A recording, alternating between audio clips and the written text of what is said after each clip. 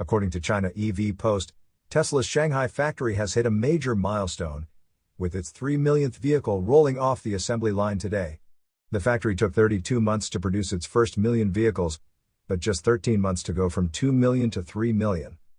Tesla's Shanghai plant is its most efficient, with a car produced every 30 seconds on average. It's also Tesla's primary global export hub, having shipped 1 million vehicles to countries in Asia-Pacific and Europe.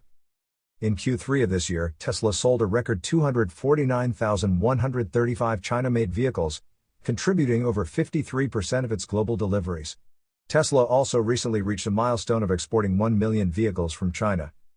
Additionally, Tesla unveiled 2 new vehicles in the US today: the Cybercab robotaxi, expected to cost under $30,000 and be in production by 2026, and the Robovan, a driverless van designed to carry 20 passengers or cargo. You are listening to Yuan News.